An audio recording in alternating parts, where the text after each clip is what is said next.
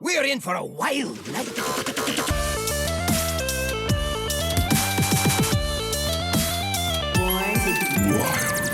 Welcome, everybody, to episode 110 of Born to be Wild, a Wild exclusive Hearthstone podcast where we have fun hanging out with friends, talking about the Wild format of Hearthstone, and spotlighting members of the Wild community. I'm your host, as always, Nate Wolf. It is very good to be back.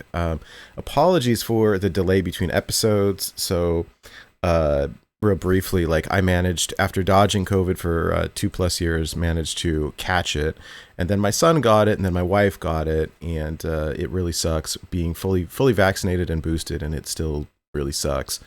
So I'm on the tail end of it, kind of bounced back and doing okay-ish. If I start hack coughing, I'm just going to mute the microphone and we'll proceed as normal. But I'm really happy to be back. We're recording on a Saturday, which we don't normally do. But it's kind of that time of year. My nephew's high school graduation was last night, and wanted to go and support, and we try to do the family stuff. And so our schedule's a little bit wonky this week, but we should be back to normal next week. Unfortunately, Hydra had some stuff coming up today. Some family stuff was kind of unavoidable, but this was kind of the best we could do schedule wise, and so here we are. But next week we'll be back to same bat time, same bat channel, same bat programming. But I'm very happy to be back and see my friends here tonight. And so I'm joined by two of my very favorite people. So first off, Electric Sheep City, it's great to see your face. Welcome back. How are you? Meowdy and ahoy. I am here as you are here, as we are here. We are all together. Ahoy, ahoy! I'm doing well. We're a little rusty. I was talking a little bit before we started recording. Had a work trip to DC this week, which was really exciting. So very excited to be back here and ready to talk some wild Hearthstone with some of my favorite people. Sans Hydra. I do wish he was back here as well. I miss him dearly, but we will soldier on in his absence. We will. And but we are joined by one of our very good friends, our very own Loremaster Goliath the Dwarf. Welcome back to the show. It's always great seeing you. Hello. Yes, always good to be back. And it's right. We do seem to have a record where a lot of the shows where I come on are the ones the Hydra can't make. I don't know what goes on here, but it's probably the I'm ready. I'm not ready. yeah, I'm just Hercules. I drive the Hydra away. Hey. But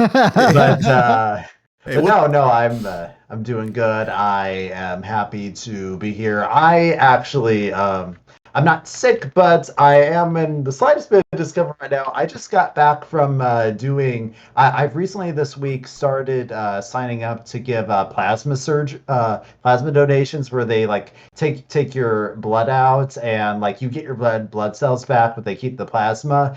And we had a little bit of an issue on one of mine where they had to switch arms, and I look like right now I fell down roller skating because they had to bandage up both elbows and stuff. So I'm a little stiff and sore side right now, but thankfully today our lore topic is going to involve what the shaman in Hearthstone happened to associate with healing. So hey, maybe some of that'll rub off, we'll see. Hey, there we go. Fingers crossed. Well, for those of you joining us for the first time, welcome aboard. Let me briefly explain how this show works. We record this podcast live mostly every Friday evening at twitch.tv/borntobewildhs.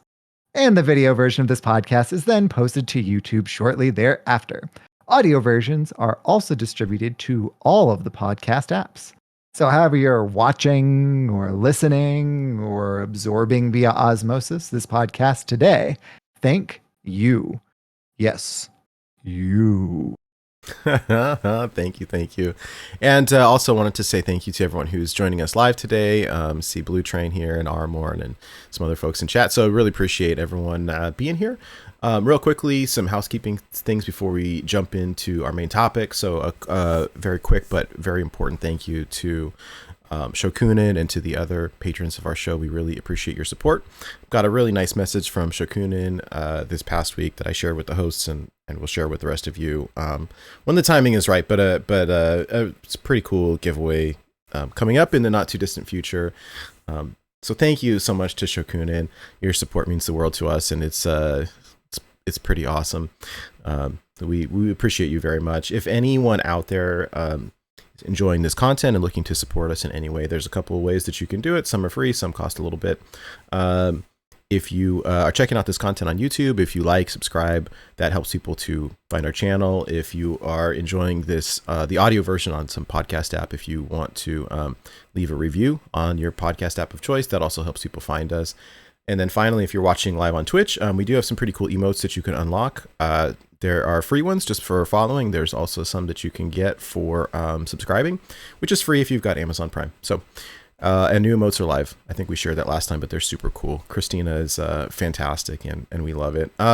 We do have new merch. The merch store is live. If you go to our website, you just click on the merch button, and there's a bunch of t-shirts and stuff. And so we got brand new artwork, and it's Sunken City themed, and it's very fun. So yeah, check it out. Yeah. If you know, then you know. That's right. And if you don't, then you don't. I love that song, though. The links to all of this stuff and more can be found at our website. It's on the lower right part of the screen here, but if you want to check it out, it can be found at borntobewildhs.com. All right. Well, that's about it. Oh, sorry. One last thing. I wanted to plug the Discord very quickly. If anyone is interested in hanging out with any of us personally, we're very active on Discord. Discord is an online community, and links to that is on our website as well. We've got, we share deck lists, we share jokes, we share life experiences, and talk about all kinds of stuff, and made a lot of friends over there, and it's absolutely free. So if you want to check that out, again, go to our website, borntobewildhs.com, and there's links at the bottom of each page in the footer to find all of our stuffs. So, cool beans. Before we get into the main topic, wanted to pass the mic over to Sheep to talk about our listener series.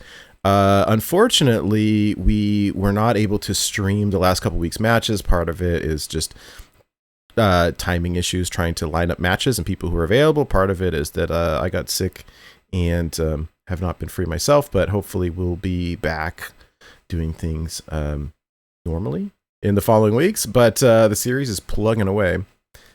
Yeah, it is. And so this week in our listener series is week 4, which is the Naga. And I believe we have a past Goliath the Dwarf recording to kind of give a brief thematic intro to the Naga as well. You know what? I have it, but I only have I'll play it, but it's going to play through the first couple weeks in front of it because I forgot to make the clip. But here it goes. Embodiments of chaos and corruption, the old gods plummeted to Azeroth from the great dark beyond and embedded themselves into its crust. While the elemental lords attempted to resist, they were no match for the old gods' power and succumbed to their terrible will. When the Titans discovered Azeroth, they saw the old gods had embedded themselves too deeply within the world's surface to be removed without destroying the planet, so they decided to imprison them below the surface, where for millennia they lay dormant.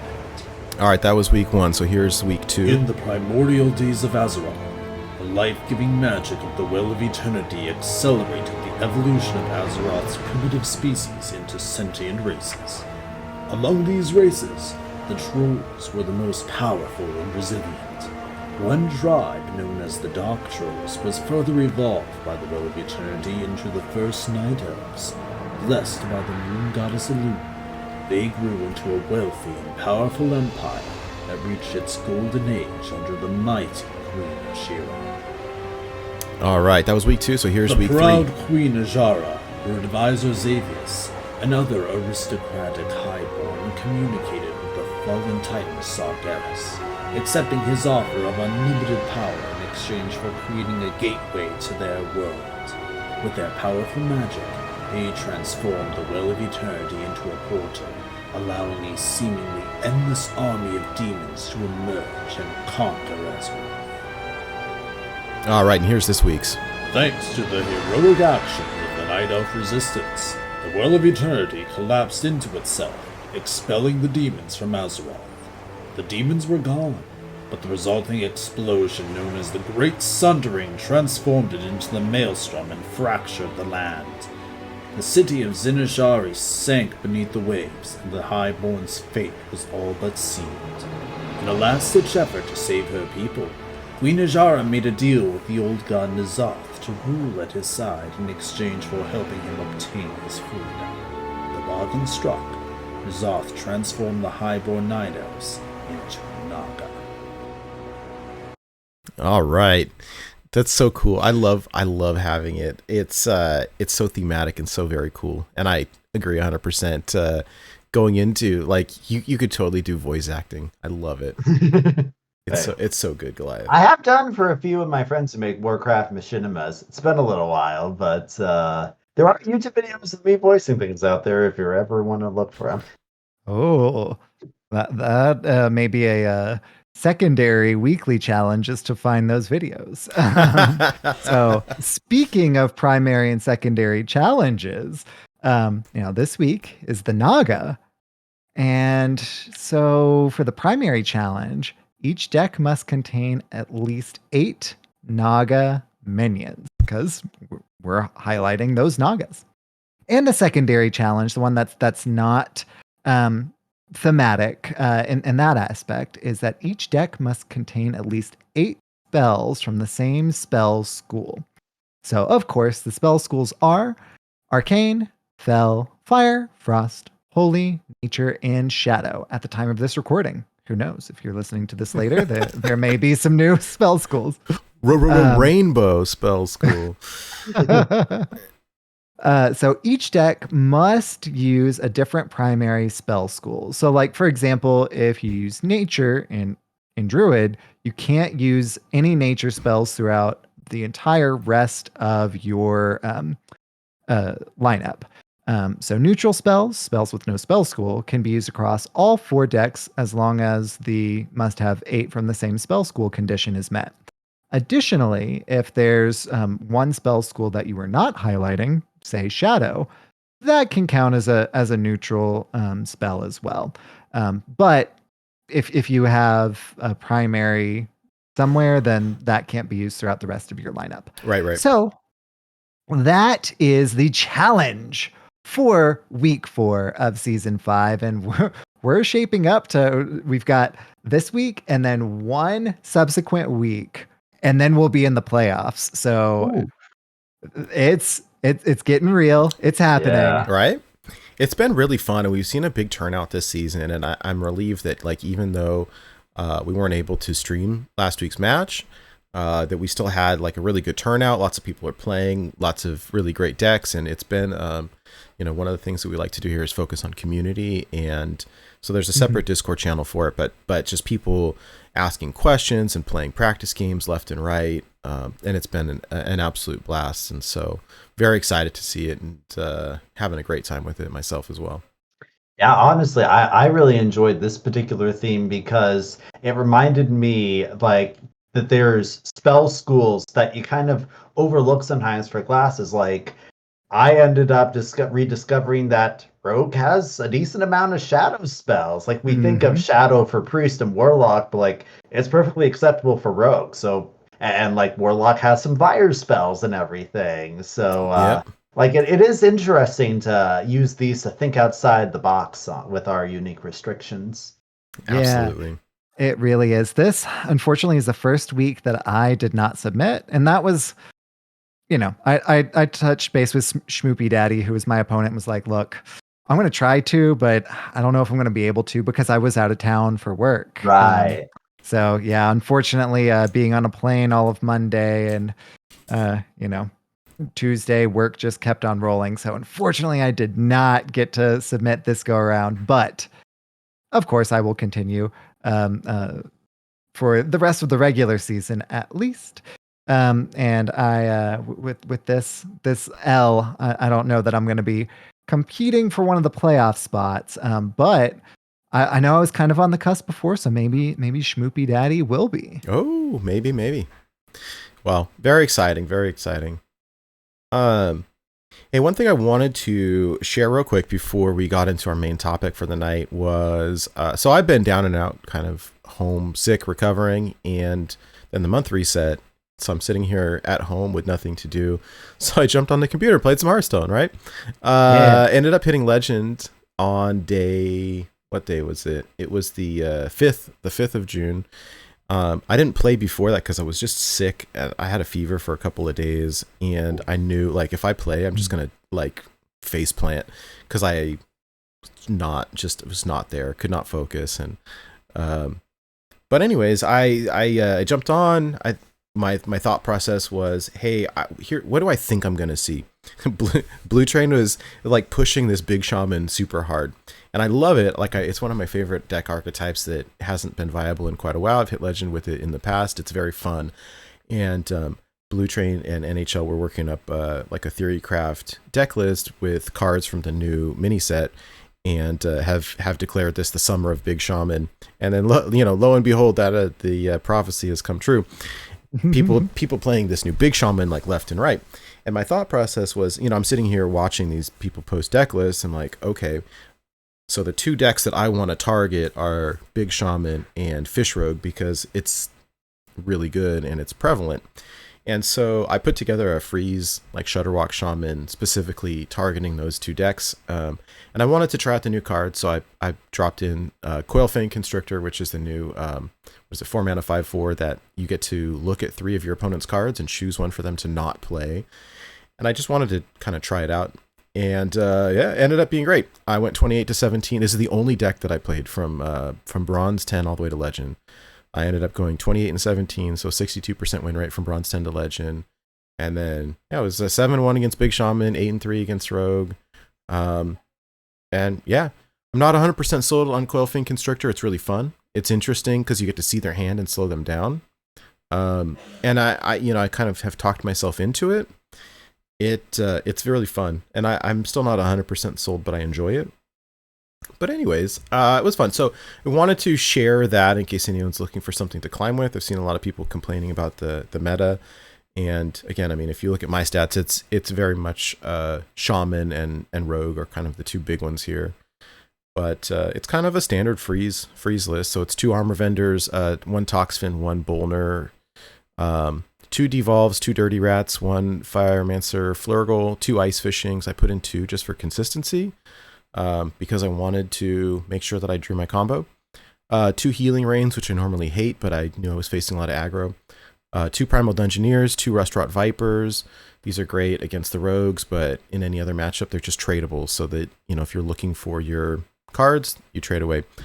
Zola the Gorgon, Blademaster Okani, 2 Coilfang Constrictors, 2 Serenite Chain Gangs. I wanted these for the taunt, but it also, like, if you go into a control matchup, that coupled with Zola and Grumble lets you go infinite with your Shutterwalk loop. Lotheb, Grumble, 2 Snowfall Guardians because the card is busted, and of course Shutterwalk. So yeah, there you have it. I'll post the deck code in the comments and stuff if anyone wants to try it out. But it was fun, and I got there. It was funny because I hit at rank 89, and then you decay and usually your rank grows, and I decayed lower, which was really weird. I checked back the next day and I was at 86. I was like, wait, that's moving the wrong direction. Not that I'm complaining about it, but like you recade?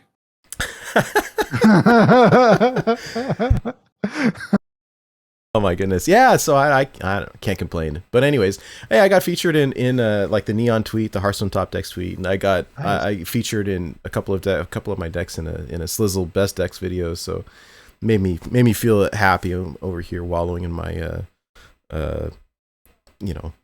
COVID recovery.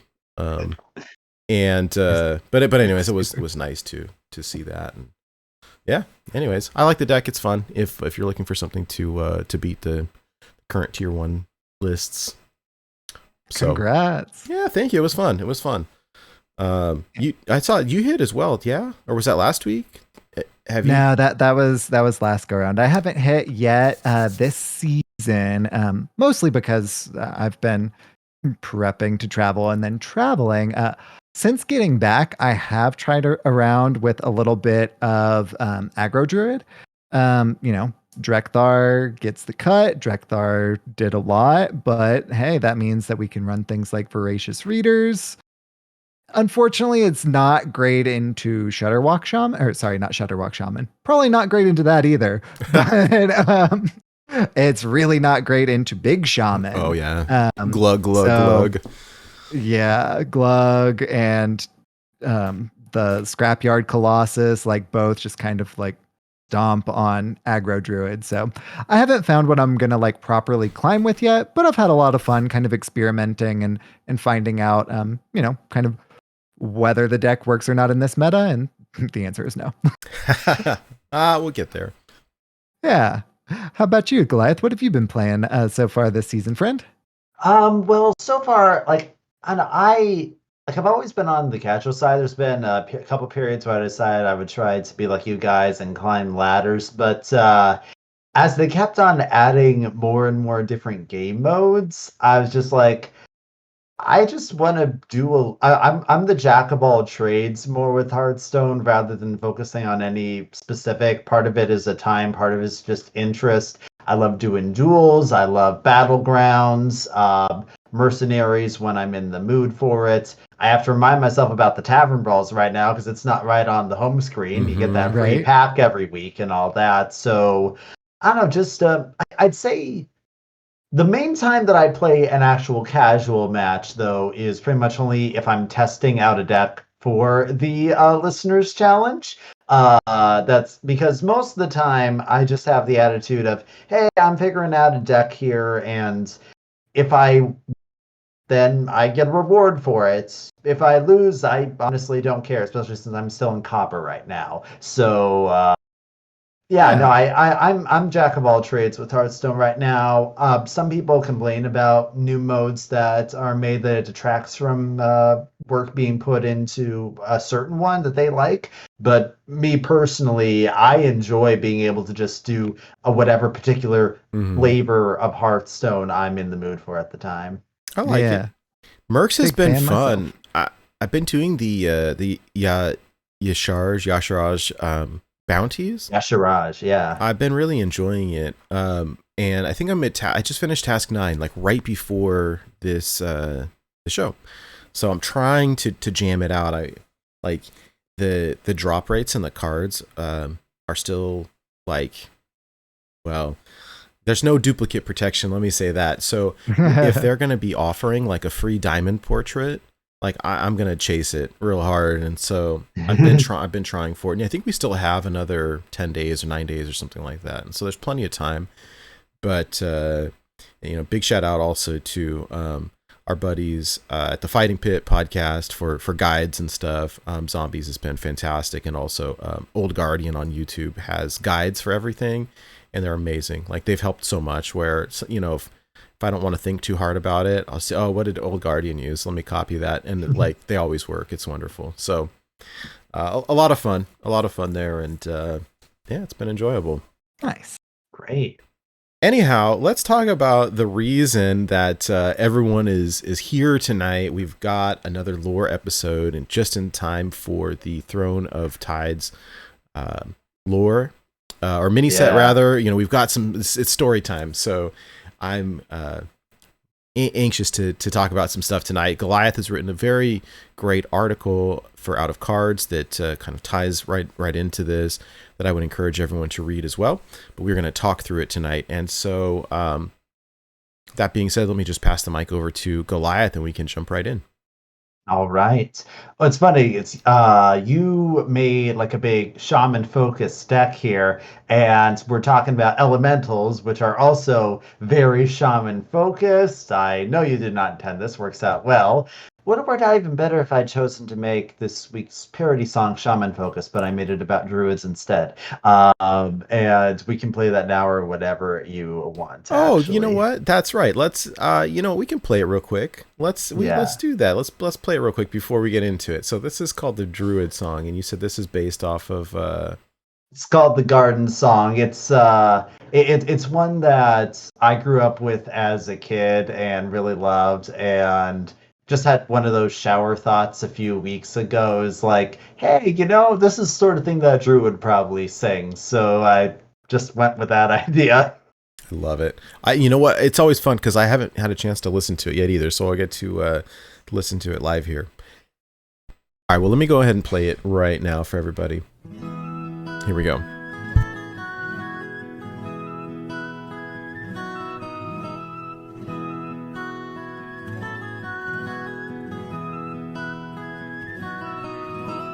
Inch by inch, row by row, I'm gonna help this mana grow. Malfurion is my Shando as we make our fertile ground. Tree by tree and grove by grove, nature is a treasure trove. Through the threads of life it's wove, and its wonders do astound.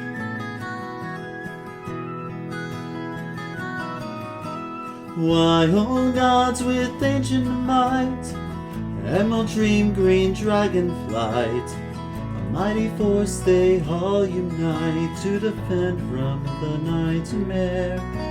Saber claw, fang, reef-or plains, druids of the swarming flames, they all take so many names, tending land, the sea, and air.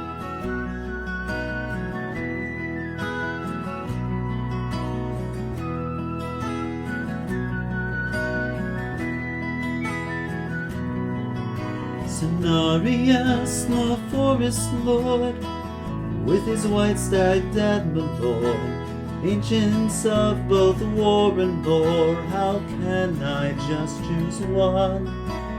Ariana and Harpies, perched on branch in the world tree, nature's magic comes to me from land, stars, moon, and sun.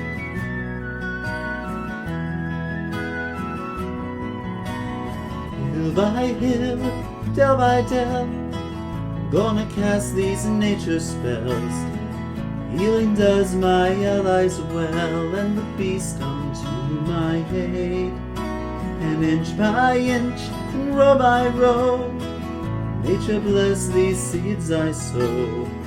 Mana makes all good things grow, even golems made of jade.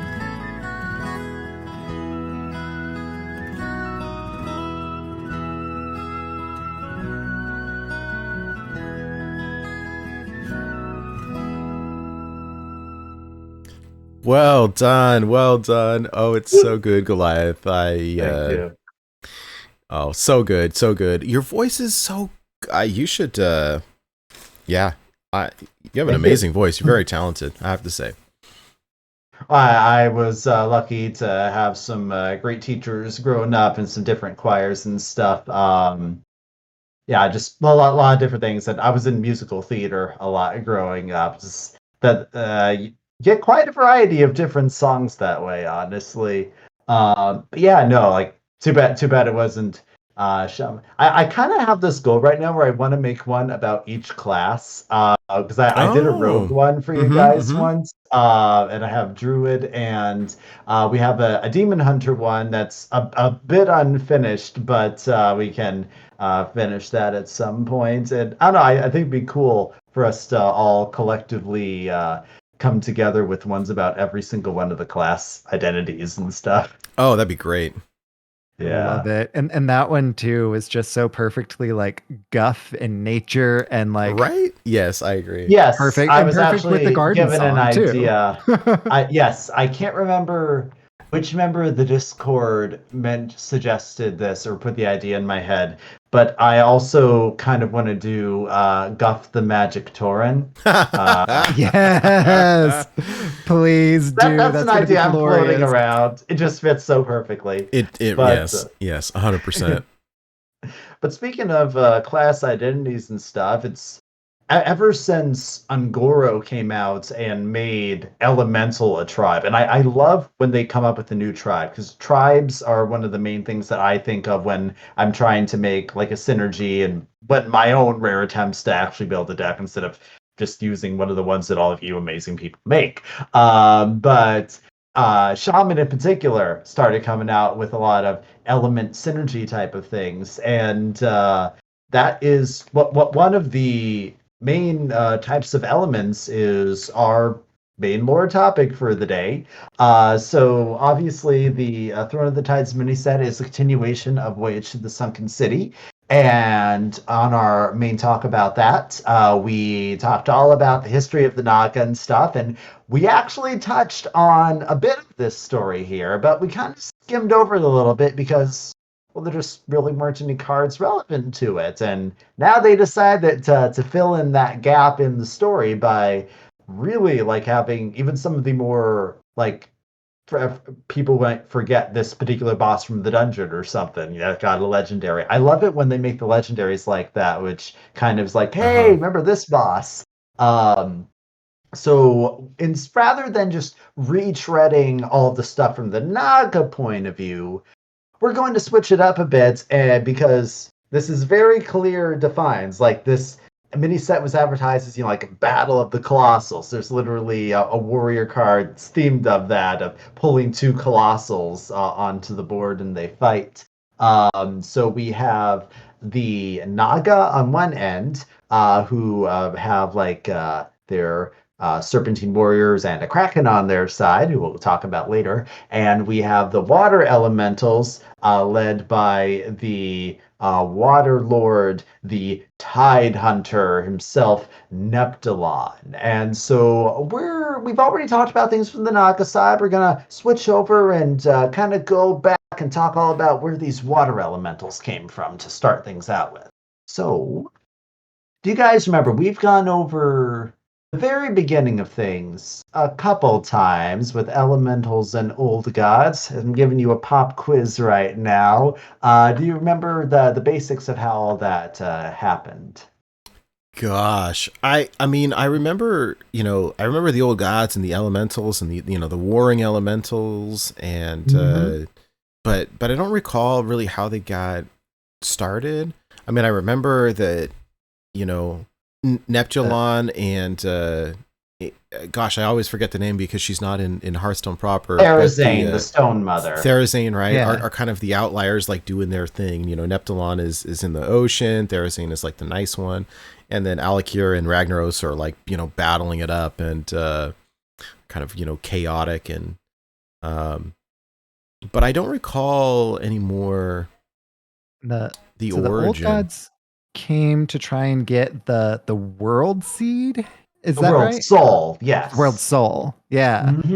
Yeah, so Azeroth is a special planet that's essentially a baby Titan, this powerful cosmic being. And the whole point of the old gods is that since Titans are so powerful, they can't do anything to them while they are fully grown. But if they can influence and corrupt one while it's still hatching inside of its egg, so to speak, and turn it into an evil void Titan, then that will enable complete domination of the void across the cosmos, which is why everything that happens on Azeroth is so important, because that can't be allowed to happen. And as for the elementals, are just kind of beings that naturally pop up on the majority of worlds that existed. Pretty much everything was initially some sort of combination of the various particles of energy and matter that formed, which was essentially a big bang from the light and void clashing each other way back before time had a name and all of that stuff. And so just the majority of planets, these basic of life forms with varying degrees of sentience, are the elementals. And there are different kinds, but you generally have just the four core ones, which are the earth, the fire, the air, and water. And no heart. well, there is heart. It's called spirit. Spirit is the fifth element. And it's essentially what helps to keep elementals calmer. The thing is that on Azeroth, the world soul was using so much spirit as kind of like the juice to help it grow, that there wasn't any more for the elementals. And so while on other worlds, like the orcs' homeworld of Draenor, where the elementals are a lot easier to get along with, the fact that there is no spirit for the elementals on Azeroth, it means that they were very chaotic and very violent. That's why they were constantly fighting with each other, and not even necessarily to win anything. They just reveled in the ever constant primordial chaos. And they would win some, they'd lose some, and it wasn't until the old gods came and crashed down that the four elemental lords worked together for the very first time. And it still didn't work because the old gods are too powerful, and they ended up enslaving them, and the elemental lords ended up actually becoming like the chief generals of the old gods' armies, until the Titans came along. What do you remember about the Titans and fighting against the old gods? I remember one ripping our first old god right out of the planet and leaving that huge crater, and just thinking that it, like, the visualization that I had was the album art for Judas Priest Ram It Down. Yeah, well, the Titans, like, right, they're so powerful, and the old gods had, like, embedded themselves so deeply. It's like one of our little lore segments, right? That, like, the Titans couldn't come and just, like, destroy them outright without destroying Azeroth. And so it was like, oh, well, I guess then we have to imprison them instead, because otherwise we risk, like, destroying the world. And so, yeah, they were forced to take, like, a different approach. Exactly. An illustration that I believe I used a previous time was that it'd be like trying to get the ants out of your sandcastle. You could just try to smash them, but you'll end up smashing your sandcastle like that. So Right. what do you do? Well, obviously, you make little sentient tiny insect robots that will go in and get rid of the ants for you. That's what the Titans decided to do, at least. Not insect-like, but that is, they created what we call the Titan Keepers. And so far, we only have one Titan Keeper that is actually a card in Hearthstone. That is Ra. We've mentioned Ra once or twice. He plays into a lot of stuff. Not into this story directly, but he is an illustration. They are these, like, large metallic giants that were essentially infused with a part of the Titans' power in order to be able to act as their agents and the safeguardians on Azeroth to fight the battles that the Titans themselves could not. And before they went around imprisoning all the old gods themselves, the elemental lords. And they all split up into tag teams that went after a particular elemental lord. And as for Neptulon, he ended up having to face against two named Loken and Mimiron. Mimiron, who you may recall the head of Mimiron, is Yes, the ultimate meme card. Yes, we love it. Yes. Mimiron is the creator of the Mechanomes, actually. And a bunch of other stuff too, but in particular, the original robot forms of the gnomes before they ended up becoming the gnomes that we know today. And him and another Titan Keeper named Loken worked to defeat Neptulon and all of his great watery powers. The book says that they managed to use their wit to outmaneuver all of his tactics and his various water elemental armies. And Loken, who was this master of arcane magic, was able to freeze and shatter them all, while Mimiron created enchanted bonds to imprison Neptulon. And then, after we have all of the elemental lords who are taken care of, the problem is you can't kill them, because they are bound to Azeroth and they just reform later on. So, in order to imprison them, the Titan Keepers created the elemental planes.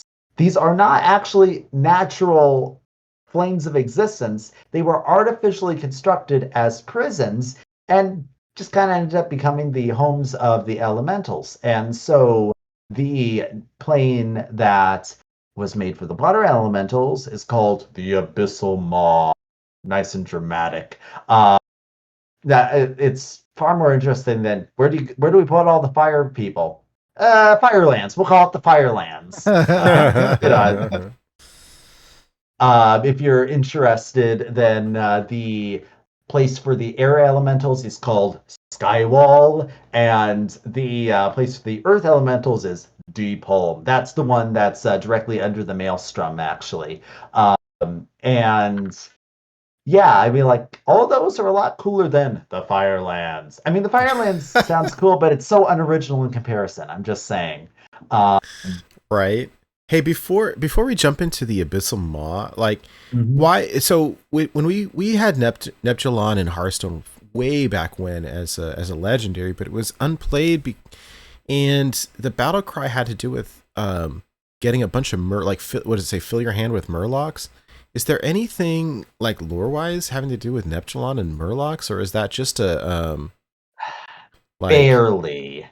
So Neptulon is, by his nature of being really powerful elemental lord, kind of a god, demigod, like, powerful enough to be worshipped by some races on Azeroth, or some sects of races. There, at one point, was a tribe of Murlocs called the Rockpool who did worship Neptulon, and they actually got along with some Naga for the time who also worship Neptulon. And, various cultures, like some trolls or whatnot, various different times may have done that sort of thing. But that is about the closest that Neptulon really has with Murlocs. Aside from Murlocs are fish, frog people who generally do live involving the sea. I think it was a card that was created more on the early Hearthstone mechanics wise, because this was in Goblins and Gnomes, if I remember correctly. Yep. Neptulon has nothing to do with Goblins or Gnomes. They were not yet at the point where they were specifically theming all the legendaries to have something to do with the greater theme of the set. They were finding their footing more. And frankly, I'm really glad that Neptulon has something that I feel is a lot more impressive and fitting for him. Yeah.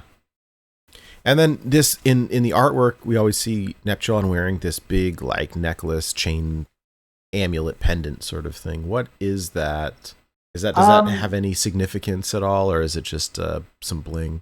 That there hasn't been anything made of that. Maybe at some point they could decide to tell a story about it, but as far as I'm aware, it's just a part of his general appearance. Gotcha. Maybe it's a timekeeping device, and Neptulon pronounces their name Neptulon. It's a Flava Flav reference for the uninitiated. Okay. Oh goodness. Is there more that we want to talk about Neptulon before we get into the Abyssal Maw, or a bit, because there is something kind of due to the nature of water elementals. So something else I wanted to mention is that elementals take a lot of different forms. Like as you can see with some of the art that we've had up, you can see in a lot of the different cards that exist in Hearthstone that you can have the same basic element, but it can be shaped and affected by the world around it. So like a water elemental that is coming from a swamp is different from one coming from a desert oasis, which is different from one that is coming from the ocean itself. And so it's just a great reason to have all this different creative art, all designing elementals in a different way. Kind of like the way for fire elementals, you can have phoenixes as just another form of a fire elemental. And all of them are also associated with different temperaments, both a positive and a negative one. And water is associated by many shaman with personality traits and qualities of tranquility on the positive side. But on the negative side, they're also associated with indecisiveness because, water is always flowing around. It never really stays in one place and all that. So that's kind of a philosophical aspect that some in-lore shaman associate with water. And Interesting. it has something to do with their personalities a bit. Like, fire is obviously very destructive. But that can be a good thing or a bad thing. And there's all sorts of different aspects for each of the elementals with that. But that's water's focus. It's tranquility. It's also indecisive. So let's see. We are imprisoning the elementals. Right, the Abyssal Maw. Okay. Yeah, basically, this is kind of just where they all hang out, honestly. It is originally a steadfast prison, but eventually holes open up into the world over time, and elementals just kind of start to leak out into the world again, and Neptulon is able to exhibit some influence. We don't know exactly when or how that happened. Like for Ragnaros, we have this big dramatic story about how he was accidentally summoned into the world by a dark iron dwarf in the middle of battle when he was just not thinking clearly. But we don't have any similar stories for how the other ones became more actively involved. We do know that Neptulon was involved during some aspects, particularly in troll history, because there are legends that are told about how he sent a great, powerful kraken to destroy one of the great cities of the Gurubashi troll empire. There is actually a not super short story in an in-game lore book in a quest that you can find that talks about krakens and how there was this one powerful troll who was trying to hold them back. And it says, but the krakens are old, very old. They remembered when the land was first born from the sea. They remember when the old ones ruled and the travelers came and cast them down. They remembered when magic was new. Which is interesting because it indicates that the Krakens may have been around at the same time as all the elementals fighting each other, even before the old gods crashed down, which is curious, and I'm not sure if that's been retconned or what, but indicates that there's very, very strong ties between like the water elementals and the Krakens. Just like, and who knows how many other creatures are tied and have connections or directly under the influence, and a lot of them probably just live in the Abyssal Maw, or in, if they are in the oceans of Azeroth, areas that like are super deep and you would not want to go down to, otherwise you might be entering N'Zoth territory or something, no one wants to go there. Yeah. Okay, interesting. And then so the Gurubashi arena that's where we had the Rostikon's Rumble expansion. Yep, that's correct? those same Gurubashi. They're the big jungle trolls. They live in an area called Stranglethorn Vale down at the bottom of the bottom tip of the Eastern Kingdoms. Okay. And yeah, they were at one point just doing some big rapid expansion, conquering everything. And apparently, somehow, in some unknown way, they really ticked off Neptulon, and he decided that he was going to nip their expansion in the bud. We don't know why. We don't know if it's connected to another story that's told about a special storm stone that was said to belong to Neptulon, that every generation a Gurubashi would find it washed up on the tides and gain power over water. Like there's various different legends, and it's always interesting when you have legends within a fictional world that you don't know, is this actually something that happened in the lore, or is it just something that the people who live in the fictional world as their own fictional world, which I think just adds a lot of depth either way. So like I said, we don't know all the details on how Neptulon was active up until the more classic area of World of Warcraft, when we actually start playing the game and entering as characters and start interacting with elementals as they become a bit more active. There was this character here that was tied in with Gurubashi called Tsunaman, like tsunami, like Tsunaman. Is that right? Yes. Yep. As you may remember from some of our previous lore episodes, that elementals are generally just, they have names that are slightly different alterations of words associated. Like, well, you have like a fire elemental named Smolderon, things that smolder.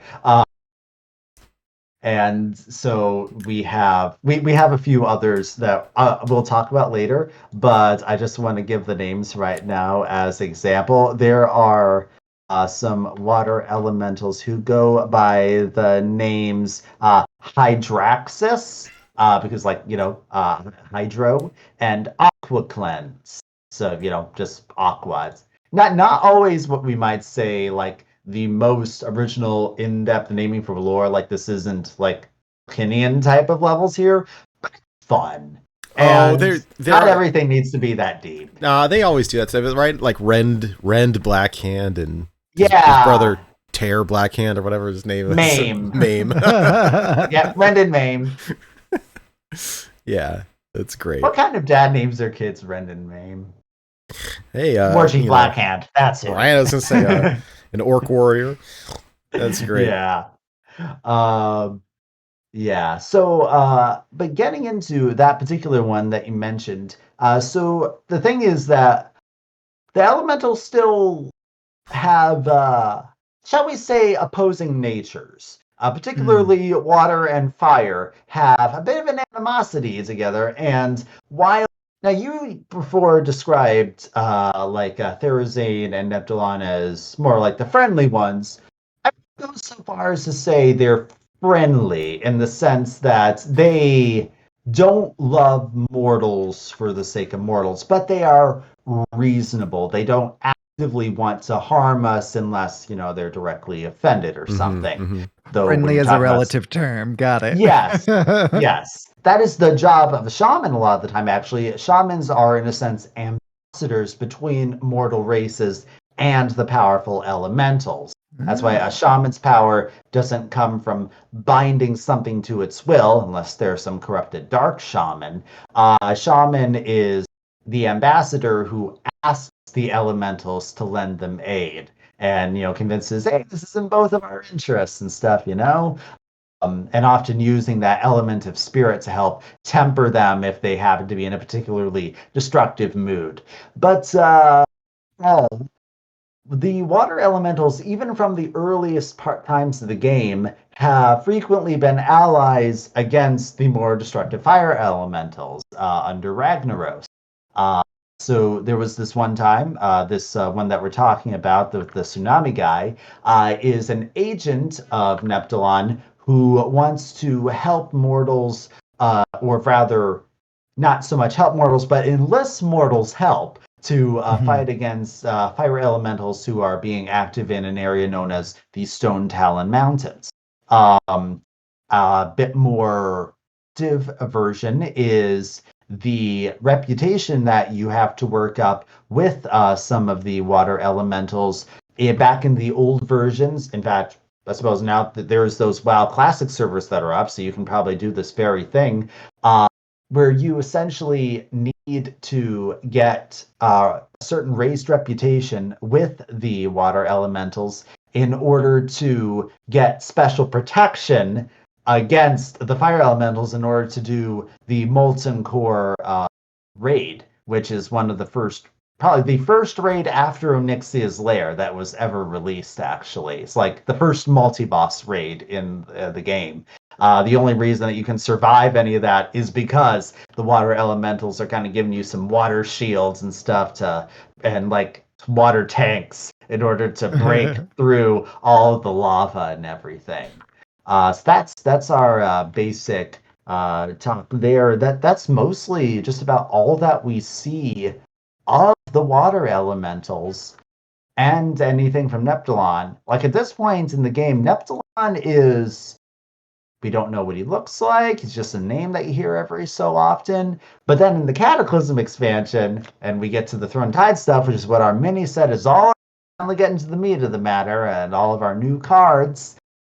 This is where we finally get to meet Neptulon face to face and all of that. And turns out that all of that time, he's managed to shake off those initial chains of domination that the old gods used to control him and make him a general. And N'Zoth is trying to call him again. He's like, nope, nope. Yeah, you're not getting me this time, buddy. I am my own water elemental. I'm not yours to boss around. And N'Zoth doesn't like that one bit. And he's like, Neptulon must be punished for his insolence. And so he calls on our good buddy Ashara in order to do the dirty work. Tell me what you remember about that story, about what's going on with Ashara again? Huh? She talked to N'Zoth as a fish and was like, hey, I'm going to be your queen. And he was like, yeah. That is the way TLDR version, but yeah. Yep. And remember that she is the world's biggest egomaniac. Yes, she is. Yes. That is one of the most important things. So she is like the lord of all of the oceans. Oh yeah, I can take this. No problem. And no one had ever had the guts to try to challenge a demigod in his own plane of existence before. Because here's the thing. Remember how I said that the elemental planes were created because if you just kill one on Azeroth, they'll just reform? Mm-hmm. Well, if you kill them in their own elemental plane, they stay dead. Oh. It's kind of like how you can only truly kill a demon if you kill them in the Twisting Nether, when they're surrounded by their native element. Otherwise, they just respawn. If you kill an elemental on Azeroth, they'll respawn in their elemental plane, like it's a video game. and so Azara is just like doing the full force here that they're going to build up this big, old god-fueled army teaming up with the Twilight's hammer in order to go and invade. Because, as I said, the Abyssal Maw has some openings into the mortal world. And one of them is down in the abyss of an area known as Vashir, which was Warcraft's first and so far only purely underwater zone, as far as I'm aware. It was a bit controversial. Some people loved it. Some people hated having to swim everywhere.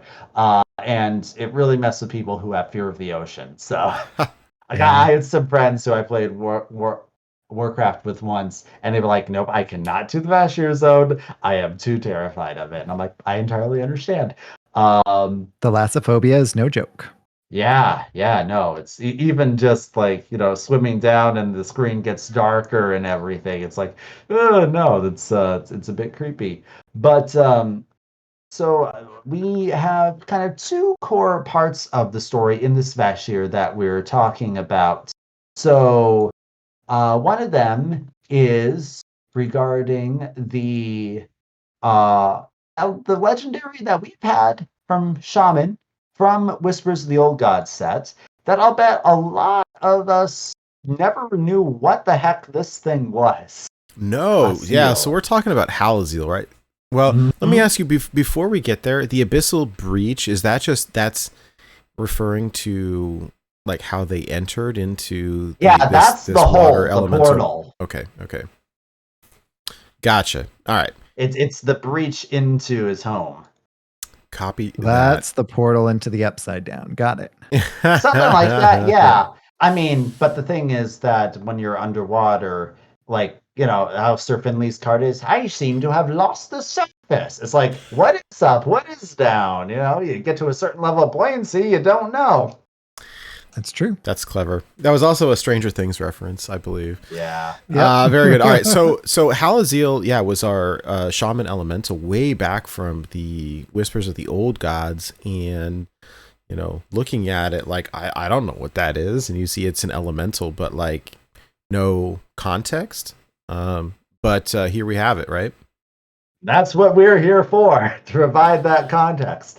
So the thing is that the Twilight's Hammer is inclusive in terms of the various types of ways that it tries to do evil. And particularly since the Cataclysm is themed around the elements quite a bit, like Deathwing is trying to use the elemental lords, like Ragnaros and Alakir just get all on board creating destruction, and Neptulon and Therazane are resisting, so you got to beat them into submission. But so that there's a big thing about using the very elements of Azeroth to destroy Azeroth.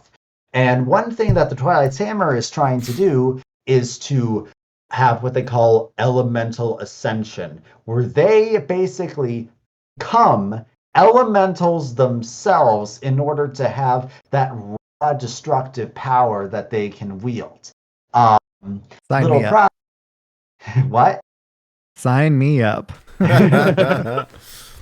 Well, let me tell you what it initially involves here. This ascension here means that you forget your existence as a mere mortal. You essentially turn into a different being.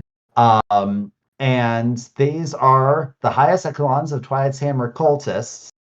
They essentially are infused with elemental powers that completely warp their body and generally seems to require the draining of either powerful elemental or some other type of powerful demigod-like being. And draining is precisely what they are working on with a character that I believe I mentioned last time that there was something that I thought should be a colossal card, and I was going to wait and see, and they didn't make it into one. But it is, I believe, pronounced the Jorik, but I've never actually heard it pronounced, so I can't say for certainty. But it is this large, I'd say colossal sea creature just down at the bottom of the sea that is powerful enough that it is referred to as a god of some sort, at least for some things down in the sea. That's what we see on the screen right now behind Hallazeal. It looks like a giant hermit crab sort of thing, right? Yeah, like hermit crab jellyfish thingy. It's difficult to really know what it is. Maybe that's the whole point. It's kind of incomprehensible, but not in the way that an old god is. In a very, well, pretty much the way that anytime we try delving down into the depths of the sea, we see all the weird stuff down there that lives in the volcanic trenches and stuff. It's kind of like a giant version of all that, I guess. But the Twilight's Hammer cult literally like gets inside this thing, cuts out its heart, which is huge, like the size of a house, sets up a ritualistic camp inside where its heart was, and is constantly draining its power in order to create these elemental ascendants. Wait. So they cut his heart out and it's still alive? It's dying, yes, but is... I mean, what, you think a being that's called a god, you can't just kill it by cutting the heart out. You're going to have to do more than that. Sounds like your average Friday night.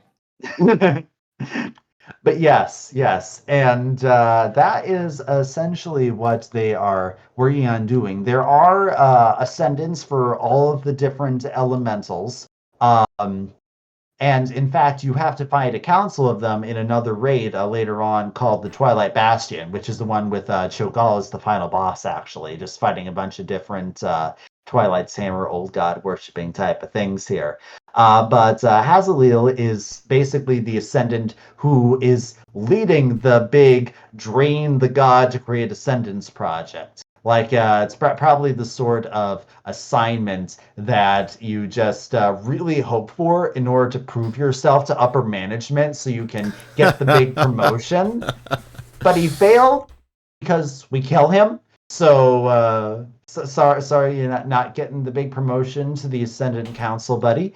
That is too bad, but you were kind of being a complete monster about things. So, Seriously, what a jerk. Yeah, I mean, this guy was a real jerk. But yes, that is something, and something that I also think, this is the time to bring it up. is these elemental ascendants. If you've wondered what is on that picture of the new Immolate Warlock card that burns all the cards in your hand, or there is also this image that we have for Duel, one of the starting mage treasures that you can have, the Embercaster. You wondered what the heck are those things? Now you know. Now these particular ones are being submerged with fire elementals. And so they are a bit more different from Hallazeal, who I believe did merge with the water elemental. I'm not sure if it's explicitly said, but I think it makes the most sense. And so yeah, that's why they kind of look elemental. I'll be honest, it kind of looks like their faces are jack-o'-lanterns. Do you guys see that? Yeah, yeah. Yeah, That's what it it really looks like to does. me. But yeah, that's what they are. Who no idea what their identity was beforehand. They don't even know. Not even sure what kind of mortal they were, except bipedal apparently, which most are. And yeah, that is basically what's going on with all those. Now, it is theoretically possible, and some shaman have experimented with this, to have a way of temporarily becoming an ascendant that is actually working with the elemental, and it's a very short burst of power. It's unclear whether that means that it kills you in the end or whether you just can't maintain it for a super long time.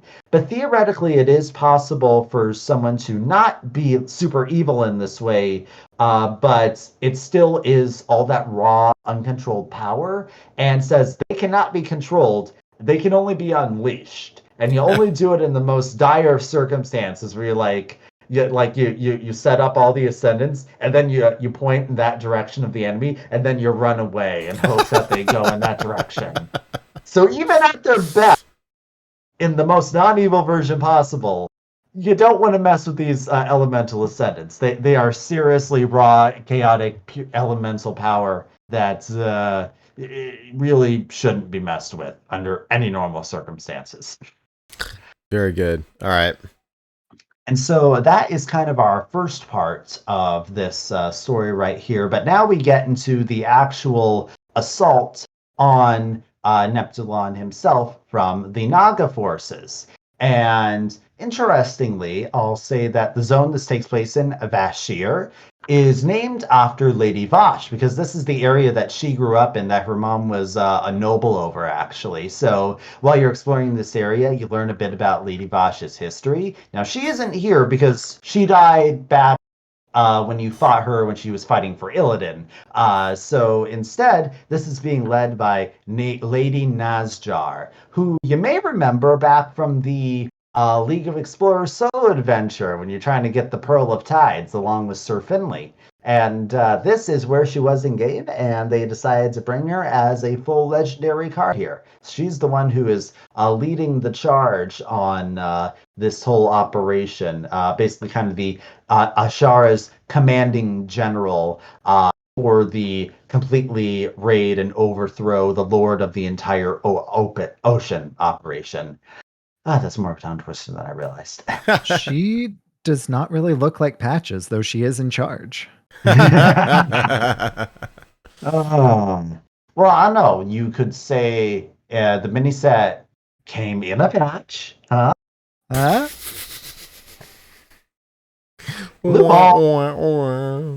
I know.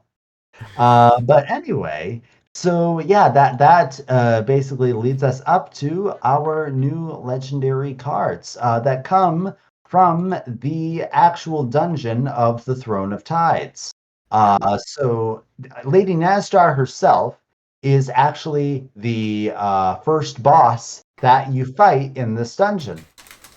And as I said, she is a Naga. And Naga are, like, it's very fitting that she is a mage legendary because, as we've talked about, they are the twisted versions of the highborn elves, the ones who were the big magic-using sorcerers, the aristocrats of the Night Elven Empire.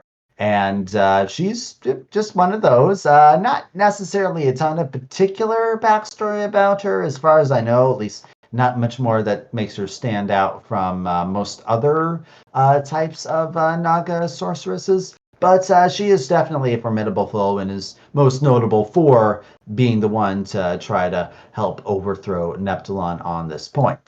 And our Warlock legendary is similarly, like, not really something that we have lore on, just the little dungeon journal note that basically says that this is a faceless, just like a lot of the other Hearthstone cards we've seen, especially back in Whispers of the Old Gods. Like, so many of these guys on the cards. And you may recall the official name they have is the Naraki, but everyone just calls them the Faceless because, well, they don't have a face. And this was basically sent by N'Zoth as some super-powered backup here. He's like, okay, I'm sure you, Naga, I think you have this all under control, but I'm going to send my own representative here just in case.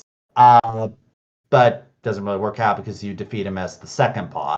And so that's really all that we have for him.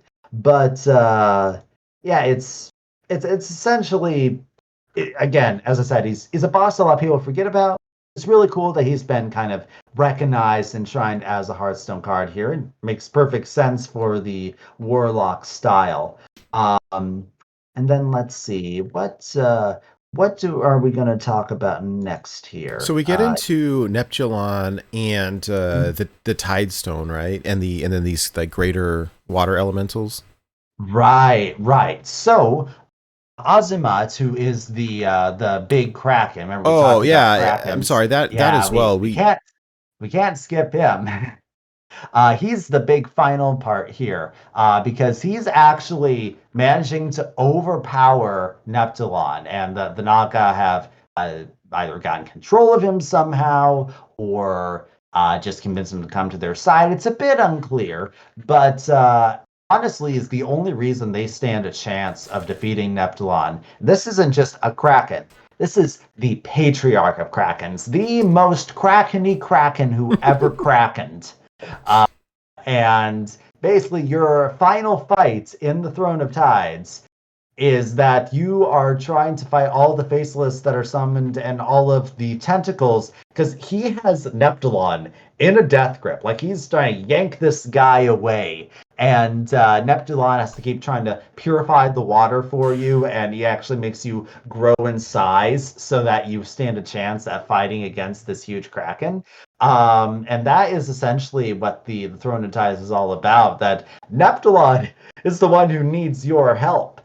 Because this Kraken is too much for him and he needs some outside assistance here. And that is kind of where that story ends in Cataclysm, actually. It doesn't really follow directly from there. The next time that we see Neptulon is in the Legion expansion, because if you play a shaman, you get this story about trying to unite the 4 elemental lords.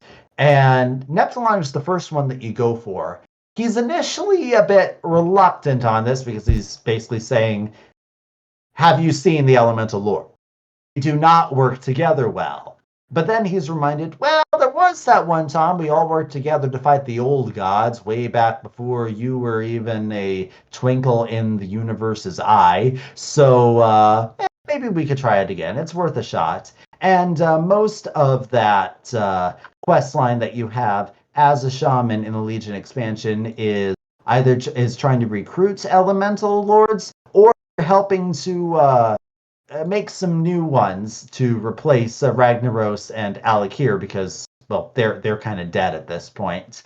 And as a demonstration of his devotion to the cause, this is where those names that I mentioned before come up.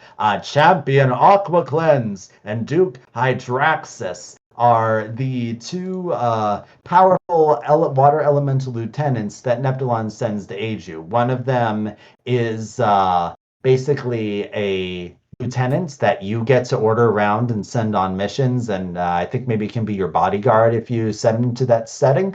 And the other one is part of a quest that you basically get to ride him and like spurting just huge gusts of water at demons on this area called the Broken Shore.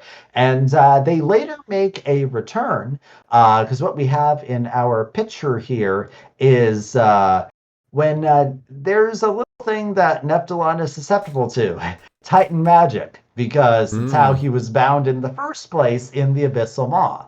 So when Queen Naz'jar gets her hands on this powerful artifact called the Tidestone of Golganath, which of course is one of the treasures that we get from her legendary card, he can't really do anything about it here. That's why if you're going in Naz'jar, she's basically used it to push all the water away. So it's like a dry land zone that's surrounded by water, and you have these huge walls of water.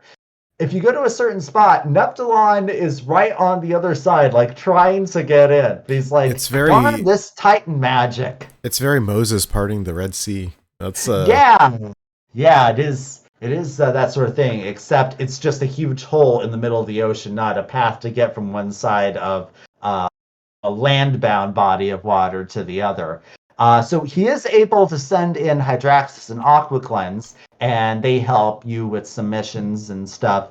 But he essentially is just like, you got to handle this, guys, because the Titan magic has me pretty helpless here. There's not really much that I can do. And, eventually you deal with Naz'jar in the way that we talked about last time, going to the Eternal Palace. Most of the legendaries that we have from Sunken City are bosses from that particular raid.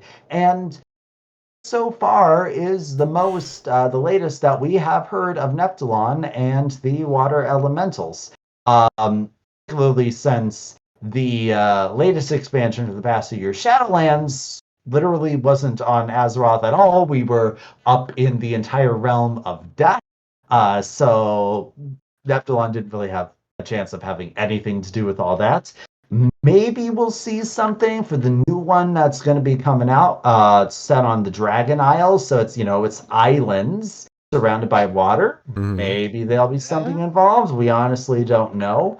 But that is essentially all the lore that we have now. He's not like Ragnaros is the one who gets the most press on everything. He's big, he's dramatic, he has a fire festival in Hearthstone and all of that. He's literally the end boss of 2 different raids. And so we know a lot more about him. A lot of the other elemental lords don't have quite as long or in-depth or certain stories. But say if I had to hang out with one of the elemental lords, Neptulon is a pretty good contender because he's at least someone that you can reason with, and at least is water for shaman is generally used in healing spells. Something that if you got a little out of control with, wouldn't accidentally burn yourself or whatnot. I do have a fear of the deep water, but that part aside, I think Neptulon seems like a pretty cool guy, and you definitely, if it's between him and the greatest egomaniac queen ever, yeah, definitely gonna take Neptulon's side here. Just saying. It's between him and Naz'jar? Yeah. Yeah. Then no one likes Naz'jar unless they're magically compelled to, which she loves doing.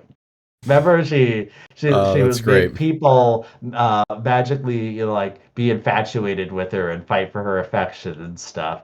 Like, no, that's so funny. That's red flag for abusive relationship right there. Very cool. These names are so funny. Like the one of them is like, Hydraxis. It's so cool. And the other one is, what is it? Aqua Cleanse is like that reminds me. Aqua Cleanse. Aqua Cleanse reminds me of like mouthwash. It's like a toothpaste brand. Yes. And the other one is fresh, You face Hydraxis. It's so the names are so good. I'm gonna do a quick little search here on the Wikipedia to find other names for known water elementals. We can make some comparisons. That's wonderful. Well, I mean, I love how they've managed to, slide in a bunch of like mini lore elements that you wouldn't catch if you weren't looking. Especially like all the treasures of Naz'jar are super cool. how they Yeah. And I do want to say also congratulations, I think are in order to you for predicting the flavor of the mini set way ahead of time. I mean, we were looking at, what could the missing legendaries be, and we were guessing a little bit at, hey, maybe they're going to be some of the missing raid bosses who ended up making their way into other elements of the game, I think primarily in Battlegrounds. Like Battlegrounds, I think, got Mhm. one of them Right. from the Eternal Palace raid. But yeah, it's like I was nowhere near as certain on this one as I was for some of the past ones, because for the year of the Griffin, we had a year-long story. I could kind of predict where things were going. For this ways, I was at first leaning the idea that they would delve more into the Nazoth stuff because there was that connection with the Naga. But I was thinking at the back of my mind, like, we already have two Nazoths. It hasn't been all that long since we had Dark Moon Fair, really. So maybe they'll go. And there is this hole. So I was nowhere near as prophetic in pronouncing this one, but it was a possibility that I had in mind. It did seem like this big hole in the story that we were lacking representation from. You said Ozumat. I remember looking it up and being like, whoa, that thing is crazy looking. Yeah.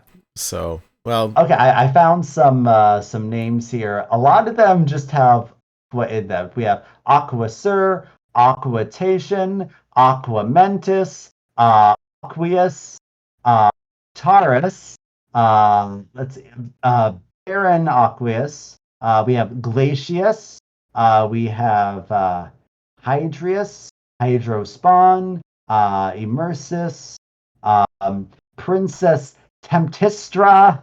So, like, you see the theme here. It's the way that elementals work.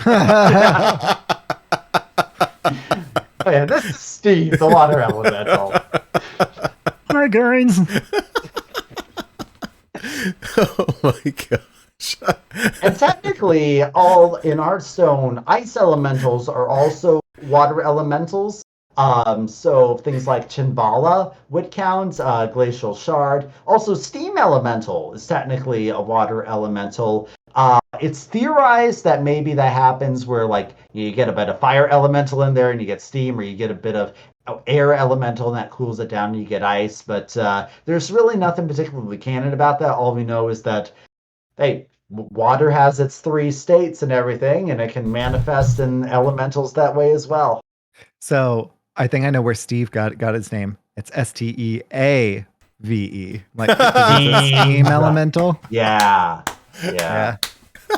Also, I should probably mention before we wrap up this section that obviously the card that's just called Water Elemental is actually a mage card, because mages are capable of conjuring them as well. But in this case, it's not like a shaman does it where they're calling on the existing beings. It's more like they kind of form them magically out of water through the arcane. Legend holds that mages first discovered how to summon a water elemental when they attempted to summon a glass of water but forgot the glass. That is literally a thing that's on the Wowpedia page about it. That's That's funny. glorious. And terrible. Oh, man.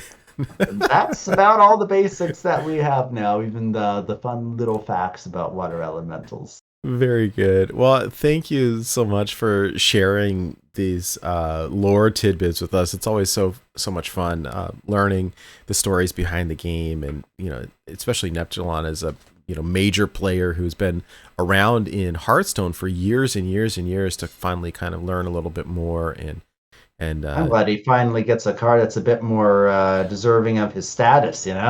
Absolutely, absolutely. I love it because.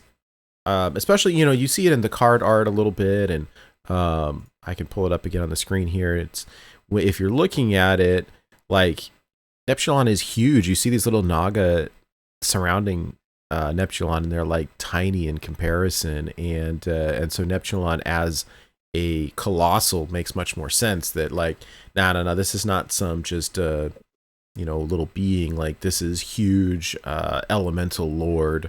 And so big, he needs separate cards for each hand. Yeah. Cool. And I can just think that there's so many other beings of similar size. I'm so glad that they introduced this colossal concept because there's so many different things. Like some of the biggest demons, some large creatures. Technically, like Sagoth the Slitherer, who we have as a regular minion, is gigantic in the game. You can kind of see that a bit in the card art. Some of the back just as recent as Alterac, like the forest and ice lords there. Localar and Ivus, yeah. Yeah, you kind of have to look at their art, some of the parts that are cut away in order to really see just how huge they are. And now that we have this colossal concept, I love the idea that it could be used to represent some of these types of characters more at their true size and compared to some others. How crazy would it have been with Ivus, depending on the mana? It would just like start, the card would be like, say it costs 3 or 4 or whatever, but it would gain colossal plus if the more mana you spent on it. And so that sounds like an interesting custom card. If it's it's 3 mana, but I pay 5, now it's colossal plus 2. Whatever it is like that, and it just keeps growing, depending on how much mana I spend. That'd be fun. I really like that card. I think it was Blue Train, submitted a bunch of channel points, and I ended up crafting that one in gold. Good times. Yeah. I get to think what I get to make you craft in gold now that I've submitted those channel points too. Mwahaha. What do you not have in gold yet? Actually, yo ho. What? So good. Glorious. And Glorious and terrible. I wish I could choose to just speak and have that type of voice come out of my mouth whenever I wanted to. Oh my goodness. Freak people out. I love it. Well, hey, thanks for telling us these stories. It's so fun. Yeah, thank you. My pleasure. And Well- now I believe we have some contest winners to figure out, don't we? Yeah, so last week's challenge, we were talking about colossal minions just a moment ago. Last week's challenge was the coolest neutral colossal minion you can create. So it didn't need to be the widest, just like the coolest. And Nate, I think that we did in fact decide on that one, correct? Yes, I love it. I Okay. think the card is very fun, both in flavor, but it also kind of tugs on my heartstrings a little bit because it's loosely based on another franchise that I enjoy quite a bit. So Yeah, so our winner for this week is Ulticon with Commander Slime. So Commander Slime is an 8 mana 2/6, but of course, the Colossal +6. Each one of the different appendages is a slime, which is a 1 mana 1/2 with taunt. So Commander Slime's also reads, after a slime dies, it and restore 2 health. After eating 6 slimes, become King Slime. This is why you're playing the card, right? So King Slime is an 8 mana, and mana at that point is irrelevant, 8/18. At the end of each turn, devour all minions and gain their stats. Nom nom nom nom. crazy. So you'd have to kill 6. How many of this slime? 6?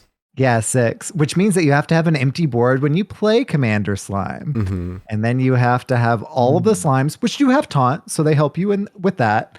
So you have to kill all of those slimes off before Commander Slime gets killed in order for that effect to happen. So I liked the fact that it was, super powerful, definitely like a custom card, but it had the restrictions on it that made it like still viable. Mm-hmm. Like you could kind of see this happen in game.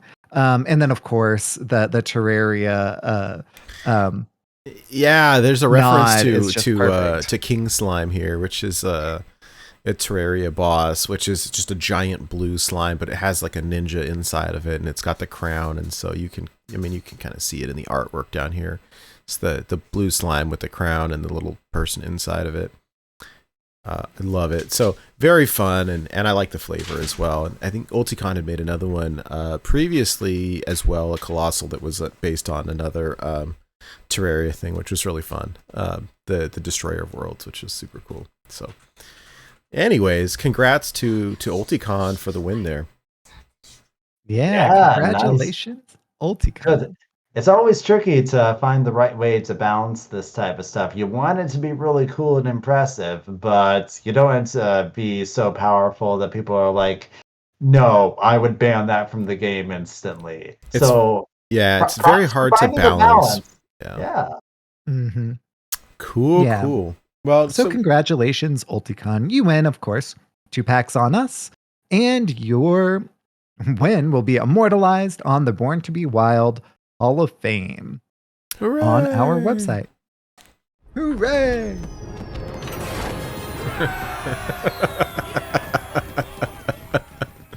Nice. All right, so what is our challenge for this week? Yes, so this week, since we were talking a lot about water elementals and how shamans, that tends to be the more healing type of elemental interaction with them. This week's challenge is the most healing you can get with a single card.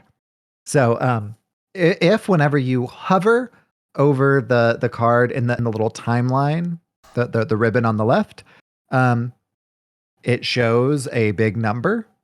Boom, there it is. So there are, of course, other ways that you can kind of augment the amount of healing that things have. I'm not going to go into them.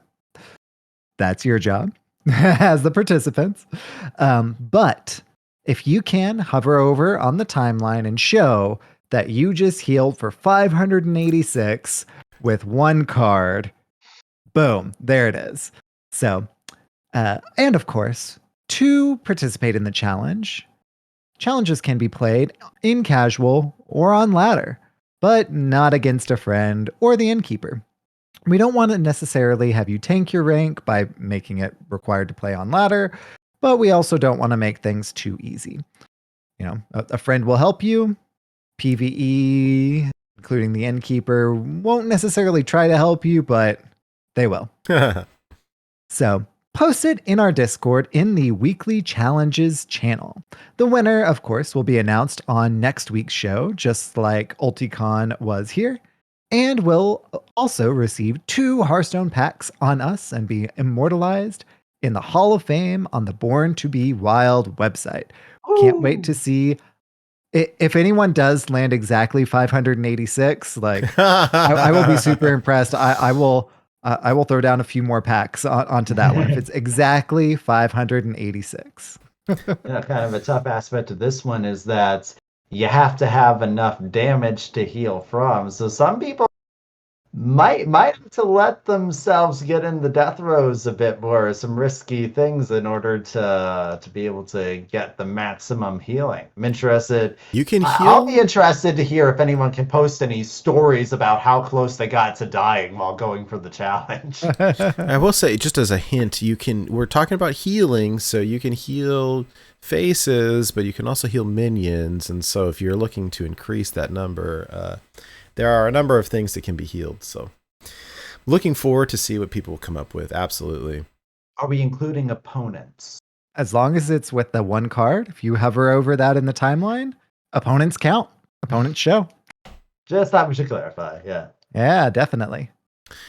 Very good. Well, thank you everybody for being here, for hanging out. That wraps up this week's show. Thank you again, Goliath, for hanging out with us tonight and donating your time and your storytelling. It's always a blast. Lore episodes are some of my very favorite, and so always excited to listen to these and to see how the card art and how everything ties together. And so thank you again for coming on tonight. Really, really appreciate it and enjoy hanging out with you.